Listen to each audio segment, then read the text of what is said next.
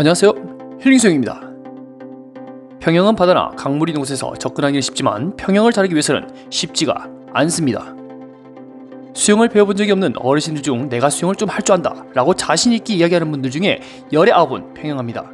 이처럼 평형은 가장 느리면서 칼로리 소모도 작아 생존 수영에 적합하며 인명구조 시에도 사용하는 멀티플레이 영법입니다. 평형을 오랫동안 해온 사람들은 그 매력을 잘 알고 있지요. 다른 영법에 비해 무릎을 접었다 폈다 하는 반복 동작이 많아 무릎에 통증이 있거나 인공관절을 넣고 재활하시는 분들에게는 권유하지 않습니다만, 과유불급이라는 말이 있듯이 적절한 평형킥은 무릎 주변에 근육을 강화하는 데 도움은 됩니다. 그러나 본인의 한계 이상의 힘을 쓰면 무릎 연골에 무리가 올 수 있으니 다양한 근육을 사용하여 신체의 균형 잡힌 발전이길 기원합니다.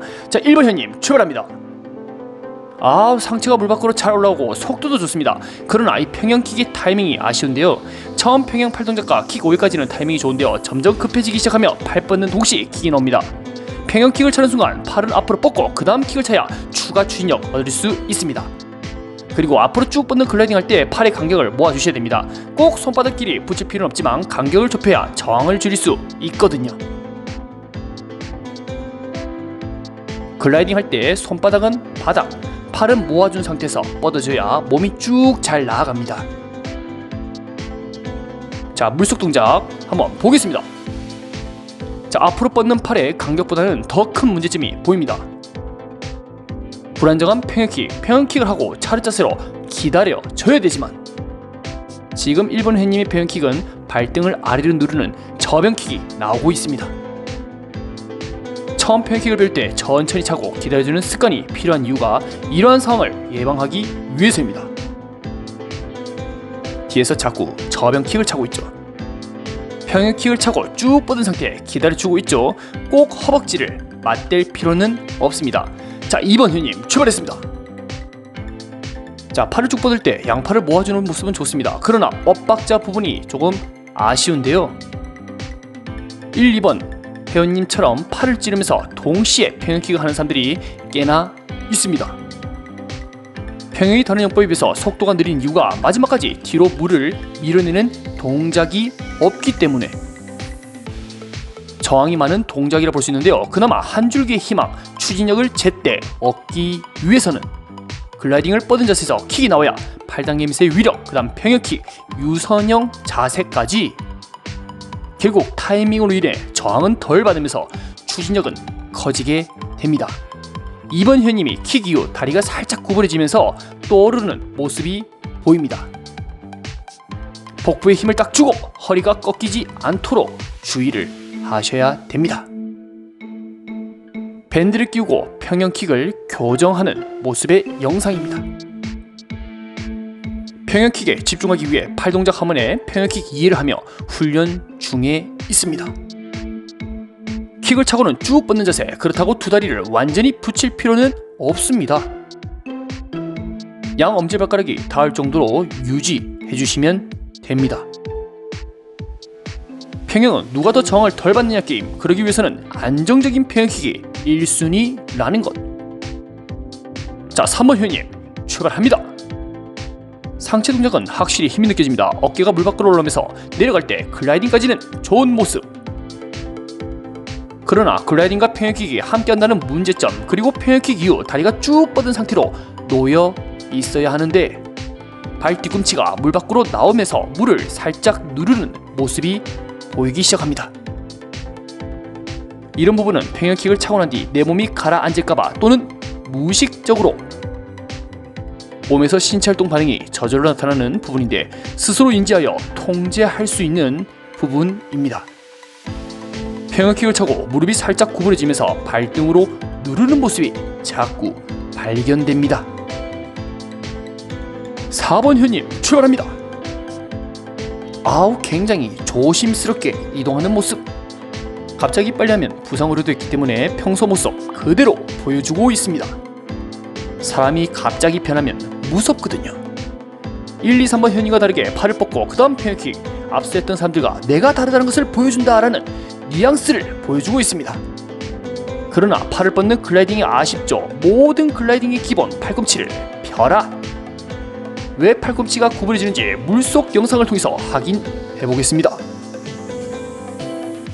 이유는 두 가지입니다. 첫 번째는 손끝이 위를 향한다. 얼른 물 밖으로 빠져나올 생각만 하다 보니 앞으로 뻗는 것은 있고 손가락이 위를 가리키고 있습니다. 둘째는 소극적 움직임, 천천히 그리고 소극적인 움직임이 팔꿈치의 펴짐을 막고 있습니다. 내 몸이 올라갔다 싶으면 몸의 무게중심을 앞쪽으로 밀어주면서 팔꿈치를 편 채 앞쪽으로 그냥 던져줘야 되겠죠. 수영 선수 모습 보겠습니다. 누가 봐도 앞이 아니면 갈 데 없는 사람처럼 수영은 직선한 움직임을 가져가려고 자꾸 노력해야 됩니다. 여기서 뒤로 돌아갈 수는 없잖아요. 5번 현님 출발했습니다. 5번 현님은 평영 속도 부분 때문에 꽤나 고민을 많이 하셨습니다. 평영에 자신 없는 분들의 특징이 저병, 배영, 자영은 어떻게든 따라가겠는데 평영만 하면 자꾸 뒤처지고 속상하다. 뭔가 좋은 방법이 없을까? 라고 생각했을 때 일단은 안정적인 킥을 찾는지 봐야 됩니다. 만약 평영킥에 큰 문제가 없다면 여기서 걸리죠. 어깨가 물 밖으로 나오는가? 평영이 느린 사람들을 보면 대부분 어깨가 물에 잠겨있는 상태에서 앞쪽으로 진행을 하고 있습니다. 아니 언제는 이 직선한 움직임이 좋다면서? 라고 의문점을 던질 수 있습니다. 평영은 어깨가 물 밖으로 나온 뒤 다시 아래로 내려가는 과정에서 운동량이 커지면서 강한 글라이딩을 만들어냅니다. 이후 평영킥 한 방이면 그에 대한 추진력이 한 번 더 만들어지게 되죠. 발차기에 큰 문제가 없다면 내 상체가 물 밖으로 나오는지 스스로 체크해 보시길 바랍니다. 평영은 브리스트 스트로크, 가슴으로 젓는 동작이기 때문에 가슴 앞에서 영혼까지 끌어모아 상체를 올려야 기대하는 속도를 얻을 수 있습니다. 속상하지만 잠겨있는 어깨로 속도를 내기 위해서는 다리에 모터 달아야 됩니다. 기왕이면 등 근육도 사용하면 좋겠죠. 자, 6번 현님 출발했습니다. 6번 현님 타이밍 아주 좋습니다. 누가 봐도 팔 찌르고 그 다음 평영킥 나오고 있는 모습이죠. 6번 현님의 큰 장점은 글라이딩. 우선 앞으로 뻗은 팔의 팔꿈치가 쭉 펴져 있다는 장점. 시선 처리도 좋아요. 올라올 때는 정면을 보고 숙일 때는 멀리 있는 바닥. 그럼에도 아쉬운 부분을 한번 찾아보겠습니다. 앞으로 쭉 뻗는 팔의 위치가 귀 가까이 붙이면 몸의 유선형은 훨씬 더 좋아집니다. 양팔을 귀 가까이 가져가려면 머리를 살짝 숙여 시선이 멀리 있는 바닥을 보면 됩니다. 쭉 나가는 수영 선수. 사람마다 신체 구조, 부력, 영법 스타일이 다른데 지금 선수는 밑바닥을 보면서 유선형을 만들어주고 있습니다. 그래서 사람마다 조금씩은 다릅니다. 자, 7번 현님 출발했습니다. 자, 찰나의 순간 팔 찌르고 킥 동작 들어가고 있습니다. 타이밍 측면에서는 좋습니다. 뒤에 평영킥을 봐도 몰래 저병킥을 하거나 자유형 발차기 하는 모습은 찾아볼 수 없습니다. 육상에서 봤을 때 상체가 조금 더 올라온다면 더 멋진 평영이 완성되지 않을까라는 생각이 듭니다. 그러나 곰곰이 생각해봤습니다. 왜 상체를 더 올려서 어깨를 좁히지 못할까? 물속 영상을 보면 알 수가 있었습니다.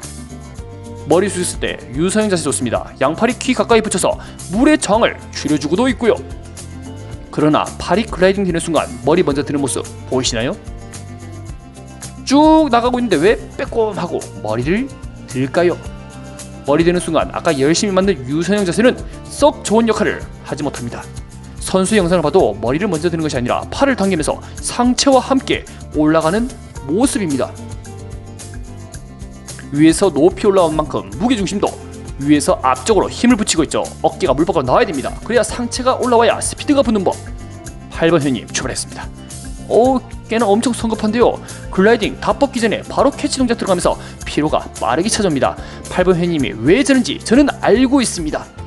가라앉을까봐 팔 쭉 글라이딩 밀고 평영킥 차도 사실은 쉽게 가라앉지 않습니다. 평영을 처음 배울 때 너무 급하게 했어요. 한 번의 물잡기로 상체 올리는 연습을 충분히 해야 되는데 이 축구로 따지면 전진성 드리블로 해서 수백이 다 뺏깁니다. 롱볼도 해야 되고 짧은 패스, 전진 드리블 이 섞어서 해야 균형 잡히게 발전하거든요. 경주용 말처럼 너무 시야를 좁힌 채 하면 발전이 없게 됩니다. 8번 현님 팔 동작을 보면 이 뒤로 당기는 동작만 지금 눈에 띕니다.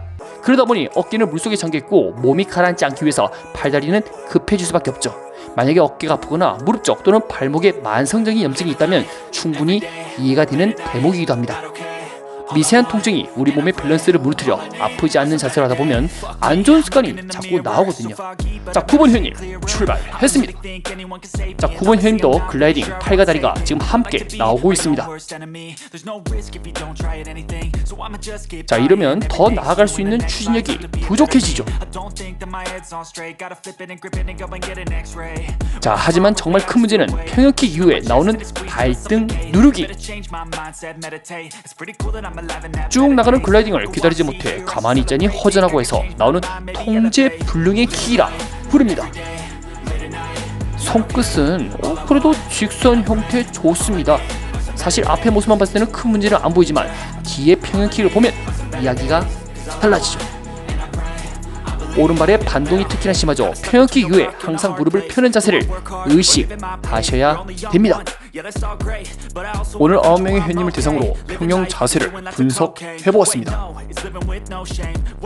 대부분 평형을 하면서 어려움을 느끼는 부분 3가지를 알아보겠습니다.